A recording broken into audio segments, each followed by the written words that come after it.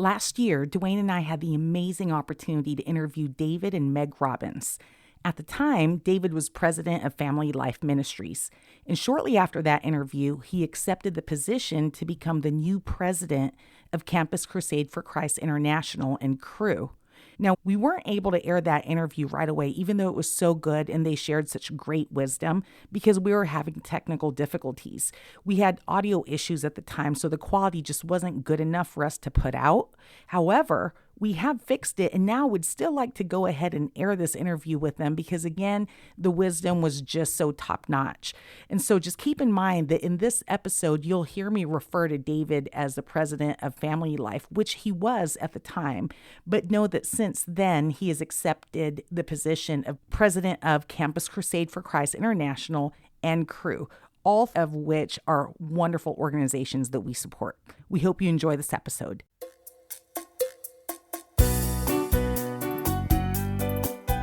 Hello and welcome to a Purpose-Driven Marriage podcast.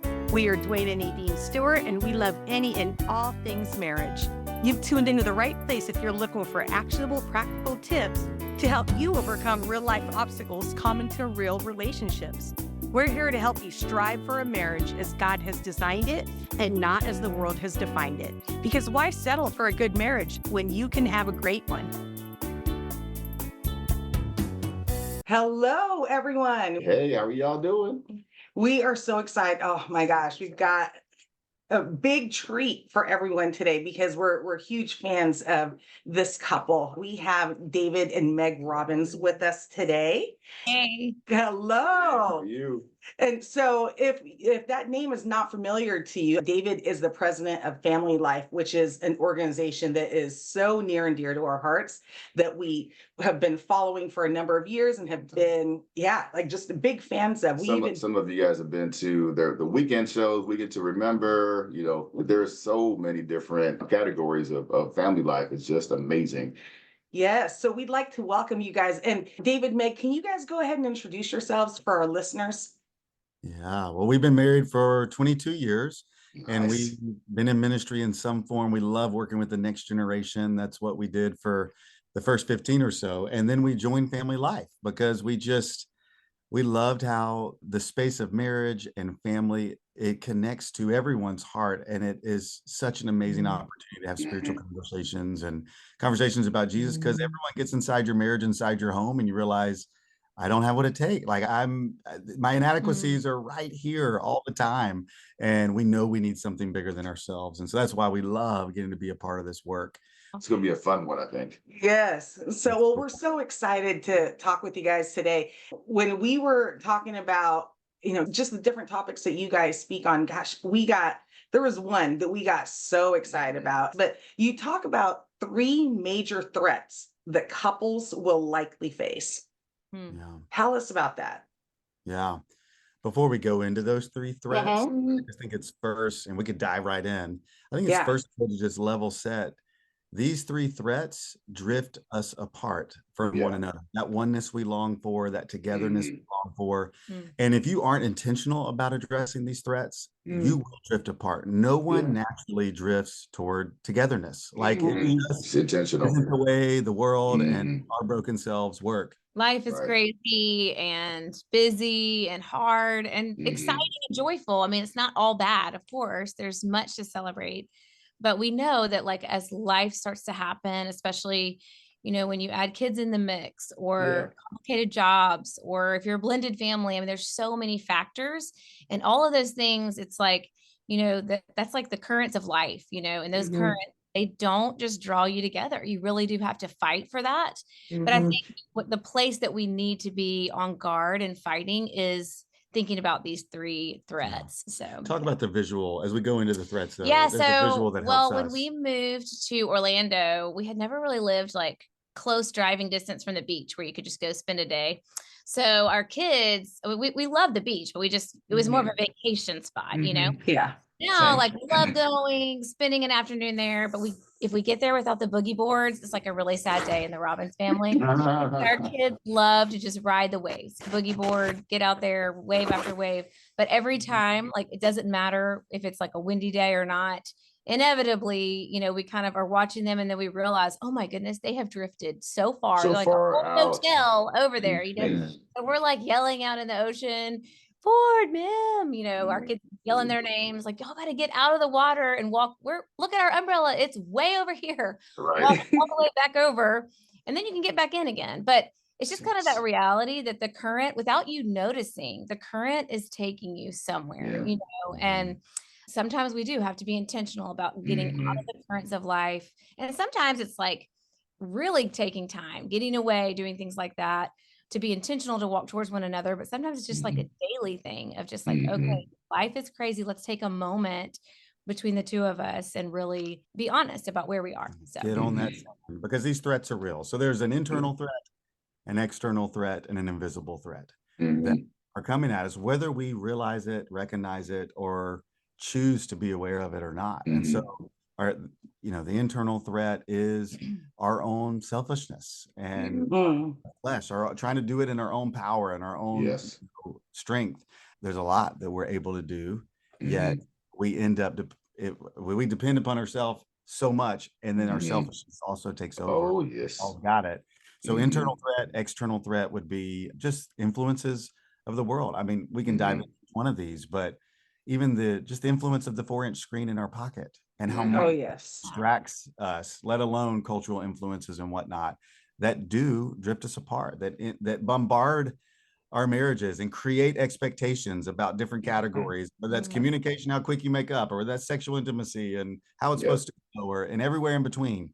And then there's the invisible threat, and that is the enemy himself. And he can kill, and destroy, while Jesus came to bring life and bring it to the fullest in our marriage and bring oneness, reflects different people like God, 3 in 1, God, the Father, Jesus, the Holy Spirit, there to be that unity in diversity, and yet it reflects God in such a powerful way. You better believe that it wants to do everything it can to marriage, reflect Jesus and reflect God in that way. And so you want to dive into any of that? Which one of those you want to dive into first, guys? Well, I actually wanted to make a comment because I love that analogy of your kids drifting like a hotel over. I tell a similar story about that drift. Many of my clients aren't old enough to know those old infomercials with the set it and forget it guy, where you stick a rotisserie chicken in this little thing. And I'm like, you can't do the set it and forget it to your marriage, right? But have you guys heard about the rubber ducky story, the rubber ducks? I don't think so. Keep going. Very similar concept, though. Yeah, the rubber I just ducks. heard this. They put them all in the ocean. No. So they were coming from, I think they were coming from Hong Kong to the West Coast, and they were on one of those shipping containers. Yeah. And then somewhere in the Pacific, there was a big storm, and one of the containers fell off the ship, and it had all those little rubber ducks, the ones that you have in the bathtub. And so the owner of these ducks, the company figured they could just go to wherever the shipping container fell out, and they would go and gather these ducks. But this was before they had started studying the ocean's currents, and they didn't realize that if you have items that fall in the middle of the Pacific Ocean, you can't just go to the same spot where it fell out and go collect them. That's when they realize that there are all these influences, right? It's not just the current in itself, but there's the overcurrent, the undercurrent, the winds, like all these different factors that contribute to these rubber ducks actually drifting all over the world. They were finding rubber ducks in all different parts of the world. And that actually taught them a lot about how the ocean's currents work. But that's the analogy that I share. I said, if these rubber ducks had paddles, and they're able to intentionally paddle towards each other, then that's great. Because that's what we're supposed to do with marriage, right? We're supposed to be paddling towards each other. But if we toss that paddle out and we just expect to do the set it and forget it approach and just sit there, we're going to drift. Totally. So good. Yeah. So let's talk about that a bit. So how would you suggest that people stay intentionally connected and oneness with each other? That's good. I mean, I think a lot of it is awareness is the first thing. Like, okay, these are the things that we need to be real about. Like, whether it's your own tendencies to, like, if you're thinking about the internal threat, my own sin, my own shortcomings that I have a tendency toward, or, things that maybe come up between the two of us that kind of are continual, and being aware of those things. But also, I mean, I think when I think about like the invisible threat, I think a really big one for us, one of my favorite things that we talk about at the Weekend to Remember, is that, okay, the invisible threat is our enemy, Satan. It's real. It's easy to kind of forget that and like start to look at your spouse and see all these things that are frustrating and kind of start to blame our spouse for things. But we have to recognize our spouse is not our enemy. Like, no matter what is going on between us, we have a real enemy.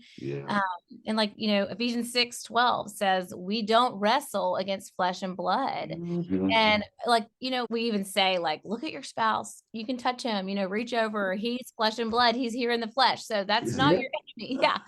And we say, like, then turn to your spouse and say, you are not my enemy, because it's just so easy to start to think that. So I think sometimes it's just part of the battle, and part of the, fighting against the drift is recognizing where we really are. If you think about a scale, like, okay, if complete isolation is 0 and I don't want to have anything to do with you, 10 is like, okay, we're in a really good place. We're operating daily connected, and there's a lot in between there. And some days you might be at a 2, and some days you might be at a 7. Some dates you may start at a 7 and you end at a 2. That Oh my happens. goodness. That's You're like, are we supposed to be like happy together right now? Like, why are we Right. For what reason? I can't It is believe you the enemy said that. thinking Yeah. about that. I think naming it, there's power in naming where you are and what you're experiencing. And I think we often want to, just keep massaging it in, keep figuring it out. And sometimes naming it means owning what you got to name for yourself. And like me, it's part of my whole journey that even though I get the joy of being in ministry, I can find way too much identity in what I do and not who I am in the Lord, and putting my first priorities first. Certain things happen, and a pandemic. We moved the whole headquarters during the pandemic. Like that's poof, like I am fully immersed into what I do, being suddenly I'm doing everything we can, but it's consuming too much. In that same overwhelming season, as we really dug in and tried to start naming where we are and like, what is going on? It's like, okay, mine was easy. I am over identifying in what other people are experiencing at work, and I'm not valuing what Meg is experiencing at home. Oh, that's good. It's just easier experience. For you though, there's really naming, like, you want to say? Yeah, well, there was one point where, I mean, he was like, I feel like you're kind of closed off and you're just not responding. You're not sharing like what's really going on. And finally I was like, I actually was like, I'm working really hard. Like, I know I've been consumed with work and I have time to like get here. What's going on? It's true. Because he was asking me questions and wanting to know. I mean, because I think we were just dealing with a lot of grief from moving and stress and overwhelming, all these things. And I was like, I kind of just feel like it's like I give you like a rose, and it's like, this is my heart. This is what's going on. And I share. And in the moment, you like take that rose and you really look at it and you ask good questions and you want to know, you really take care of it. And then that moment kind of passes and you just kind of toss it over to the side and don't like put it in water or anything, revisit it. And then the next time you ask me and I kind of give you another rose and it's kind of the same. And there's now this like big pile of dead roses over on the side of your bed. And you're not, it was a neat visual. I was like, it's not, you're not like putting it in water and coming back and checking on it or trimming the bush or whatever. You actually said you're really good at looking that rose in the moment. I did say it just is piling up over there. Which was true. I mean, he was really great when I would share something to like, enter in, but it was like that moment would pass, several days would go by. And part of that is me, that I needed to keep inviting him into that. But I think we both realized like, it's like we hadn't had that conversation before. And that was where. And you admit, you were like, someone else pointed out, you were starting to be too careful. You didn't. Yes. I don't want to pile on more stress. He had a lot, like leading a major organization through the pandemic, through a move at the same time.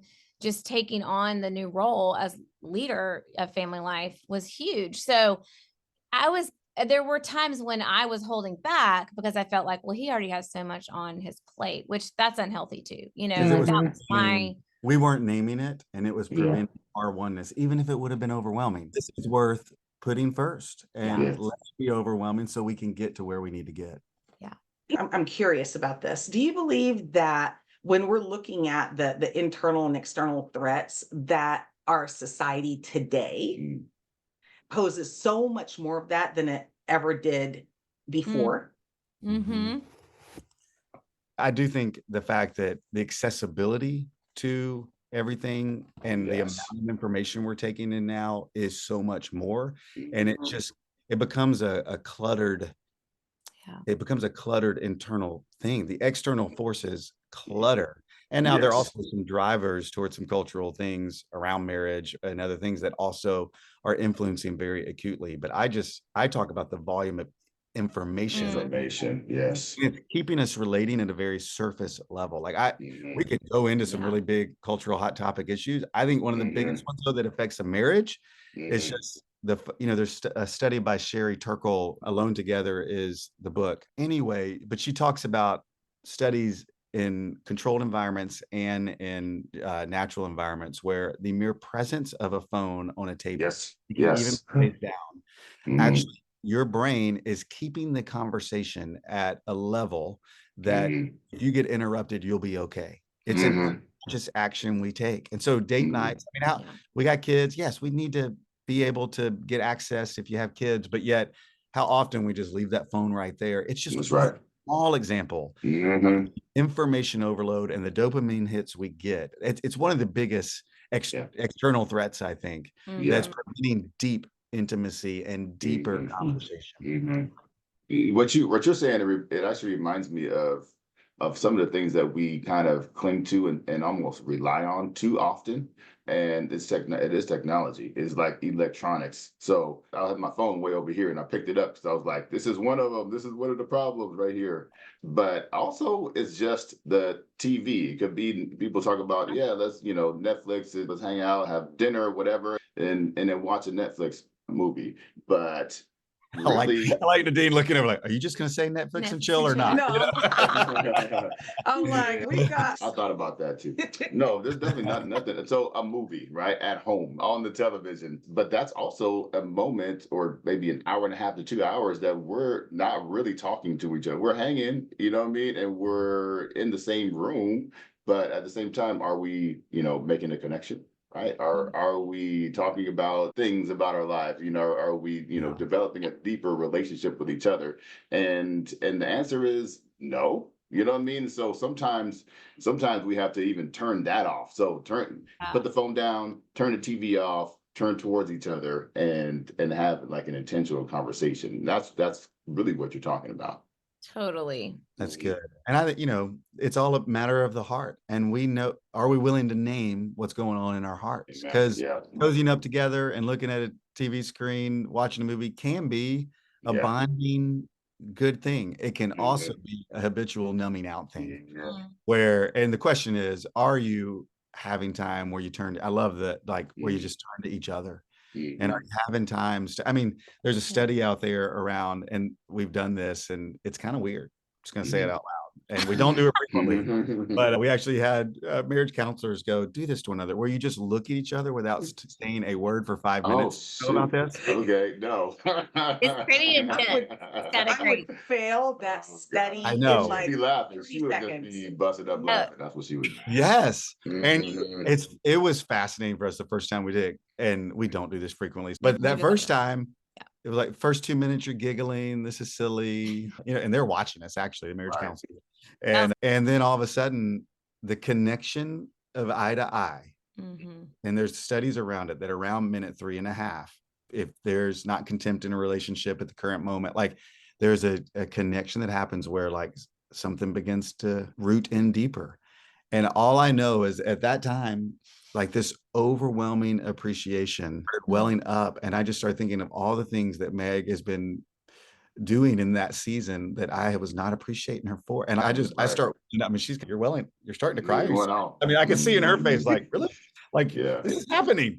And then all of a But sudden, then though, like that totally like disarmed me Mm. too. And it was like, anyway, it was just fascinating how even as that happened to him, then that like I start welling up and Mhm. and yeah. you don't need to look at each other Mhm. silent for 5 minutes. You Right. do. I love it, Dwayne. You do need to Yeah. look at each other Mhm. Mhm. and share the good, bad, ugly of the day, Yeah. and Yeah. share one thing in your heart, Mhm. fairly occasionally. Not, you don't have to be every day. You're just living life on some days.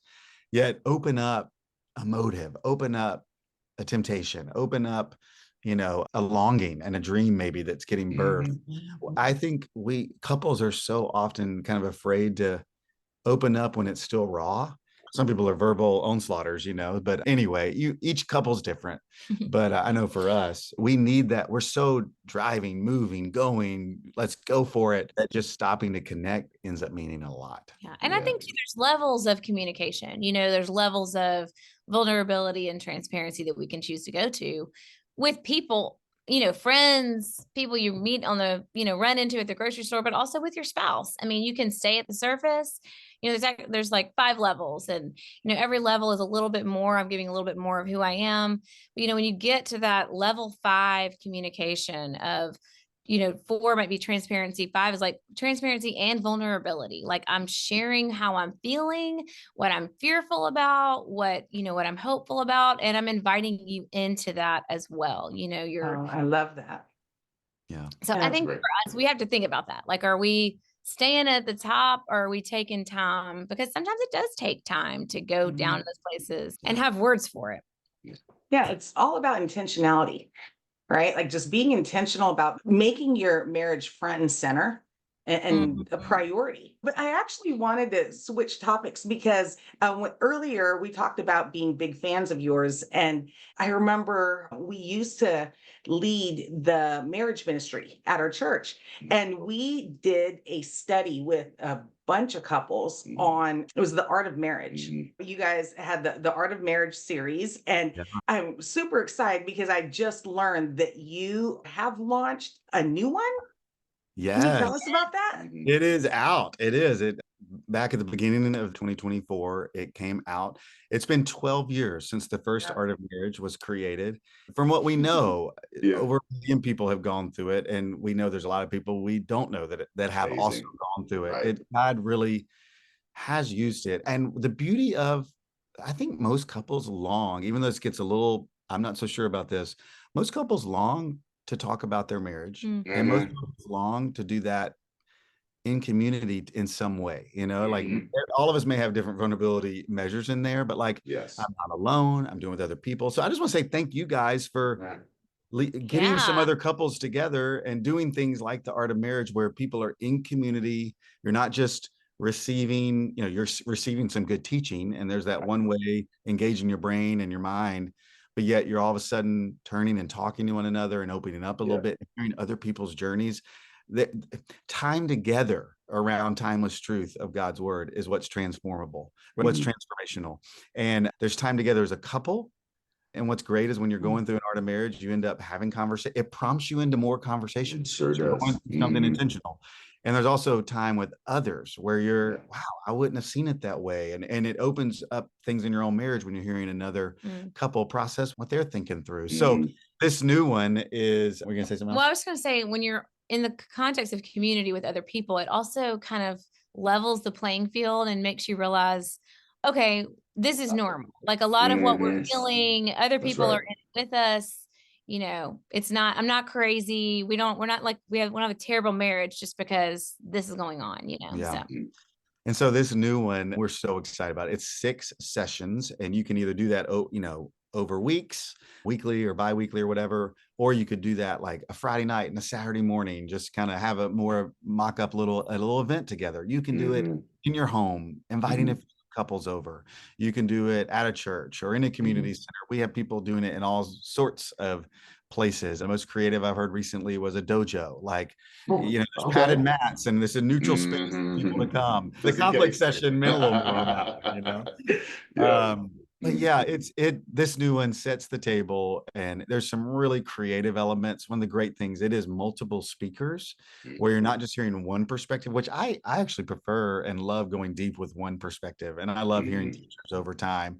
And we have some studies like that too. But the Art of Marriage, and what made it magic 12 years ago that we've continued, is that it's talking about God's design for marriage and setting up practical conversations about what we all long for, oneness together, and continue to halt that drift, and doing so with multiple teachers from a variety of backgrounds, with a lot of creative elements that get you, and stories that get you into your heart more, not just your head.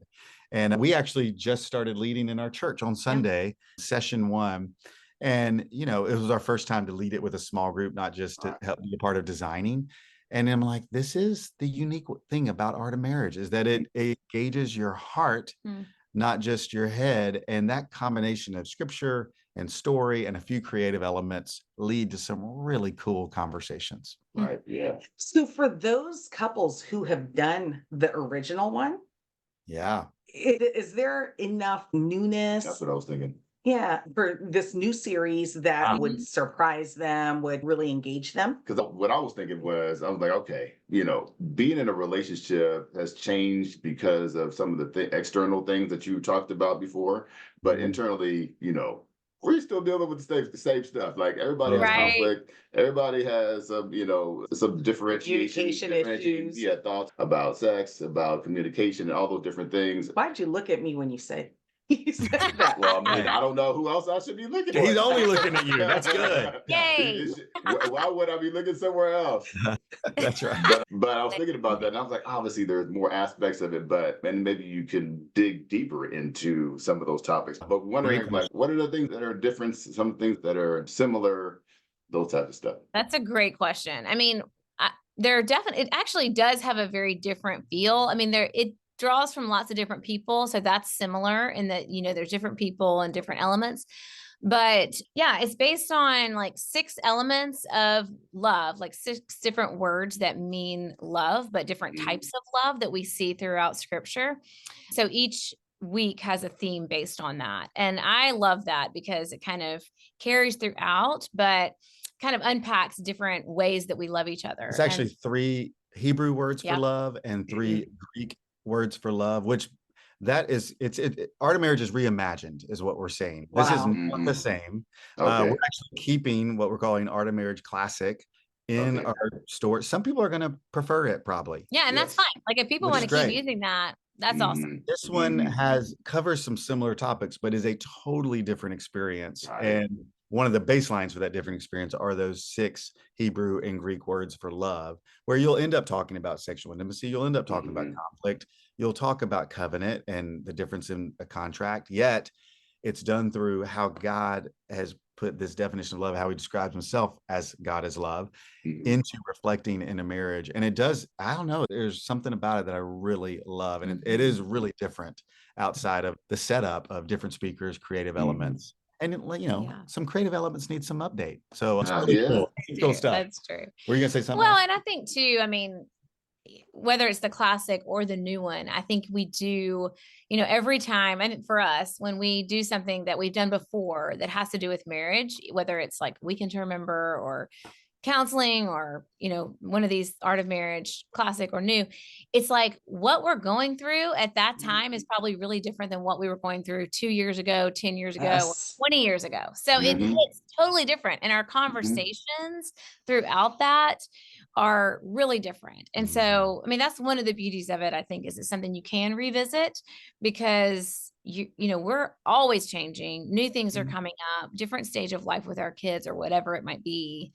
Gosh, well, I'm so excited to dive into that. We've been talking about doing another study on marriage. And so this is like perfect timing. We could not have scripted this better. So you'll have to let us know how it goes if you get it. Oh, absolutely. Absolutely. And it would be great to invite those same couples that we took through with the first one, to say, hey, Art of Marriage, part 2.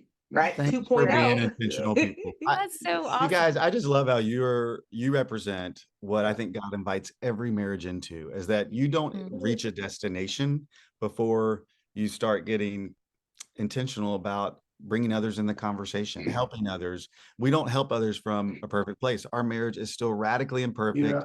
Weaknesses abound, but if dependence on God is the goal of having an impact in people around us, then weakness is actually an advantage. We can bring our own story and our own weaknesses into facilitating a group. And that's what actually is one of the coolest things about resources like Art of Marriage, is that it does the hard work for you. There's a 25 teaching, and then there's workbooks where there's 4 questions already there for the facilitator. Like, okay, you may have your own things to say, and please do as a facilitator, but it's that simple.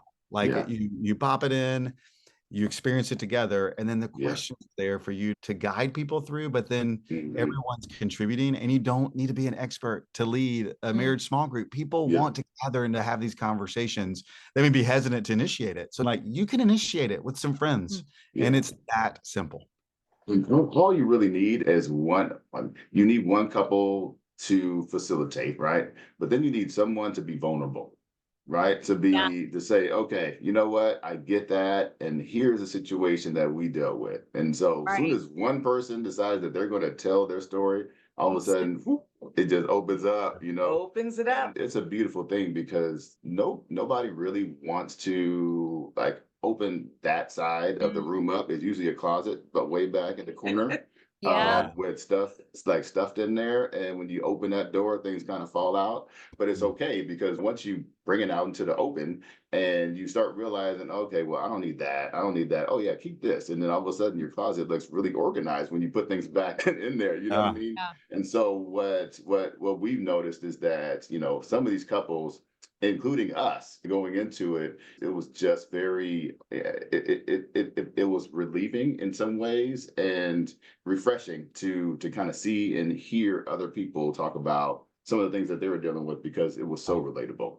And even the couple that you guys had on the Art of Marriage, the first one, was awesome, because it was like, oh my goodness, yes, we've had conversations like that. Are you talking about the Wilsons? Oh, great, yes. Yeah, I think it was the Wilsons is who he was talking about. Yeah, they're super. And the honest. Wilsons are in the new version of the Art of Marriage. There's love it. a little different, so it is different. Love it. Love it. Oh, I love that. Well, so before we finish, there's one question that I have been looking forward to asking you guys, because we're all about giving hope to people. And one thing that you guys say is that your marriage could change the world, and you know how, right? And so I would love for you guys to dive into that. Let's give our listeners some hope and let them know how their marriage can change the world. Yeah. Awesome. First and foremost, if we're going to talk about, we halt that drift toward isolation. We continually never stop. We halt that drift and we grow toward oneness. That's actually not the horizon line for your marriage. Marriage is meant to reflect the glory of God into your own home and to people around you. It's one of the institutions God ordained in order to be able to reflect Him most uniquely. And so we talk a lot about going from isolation to oneness and lifting our eyes up to, and your marriage is meant to impact your corner of the world. And it can be simple, small steps. There's seasons in life, having a graduating senior, it's like, there's a lot going on. And so there's simple steps we can take. Now, there's other times where God puts dreams on your heart and you're going, hey, do we want to do this together? Like, this is big. And it takes a lot more surrender. But regardless, at any time, your marriage, as you work through your own stuff and God continues to enter in and redeems and restores, it's meant to ripple out. That's what it's designed to do. And a lot of times that's not necessarily with a teaching. It can be, gathering people with intentionality, like to do an Art of Marriage, and hospitality, and just having people around their table. Those are great. Sometimes it's just cracking open, being that vulnerable person that all of a sudden opens up someone else. And there's so many ways God invites us. All I know is our marriage relationships are one of the most central relationships. It is intended to reflect who God is uniquely. Sometimes that feels like a long distance, but as we invite God in, that ripple out, transform people. You hear often hurt people. Well, transform people. who keep growing. It's not a destination. It's That's an good. ongoing. God, we need you ongoingly to keep entering in yet again. Mhm. Oh, we're here again. Are you serious? Same issue? Right. I guarantee you there are other Right. people, same issues, Same ingrained single thing. patterns that you can open up Yeah. and initiate and just follow the Lord's prompting. Mm. Your marriage is meant to outlive you. Yeah. I mean, you were talking about hope. I think one of the most hopeful things, that one of the biggest ways we can give other people hope is when they see and we let them see, like, hey, we need Jesus every day, but he is Yes. your hope and he's restoring us. And it's not because we figured out how to do this right, or we figured Yes. out how to get it all together and really have a great family. It's because no, I'm still human. I still mess up and I still need forgiveness, compassion, tenderness, love, forgiveness from the Lord and David. It's like, but when we show people how God has impacted us or transformed us, that gives them a lot of hope that, hey, this isn't dependent on you. This is about what Jesus wants to do and how he wants to change you and be a light through your family too. I think, I mean, especially as guys, I don't know about women because I'm a dude, right? But we definitely are known for trying to do things on our own. And so what you said made a whole lot of sense, because it's like, man, how do we fix this? I have to do this, I have to do that, I need to do this, you know what I mean? And then that's what's going to fix it. What's the magic sauce? And really, the magic is being vulnerable and giving it up to the Lord, like knowing that the Lord is the person that designed this in the first place. He knows exactly how marriage should go. He knows what your relationship should look like and how to anchor your relationship. And so he's like, if you anchor it in me, if you know how my character and how my relationship with the church, I want your relationship to look exactly like that. I've given you the model, right? So now just follow it. And so I'm like, oh yeah, forget about that, Lord. I need to look up first before I look at my wife. And so I love that. Thanks for the reminder. Oh, Yeah. that's a beautiful way to end this, honey. I think that's fantastic. And so let me ask you guys this: where can people find you if they're interested in the Art of Marriage series, if they're interested in family life? Tell us, where can they find you?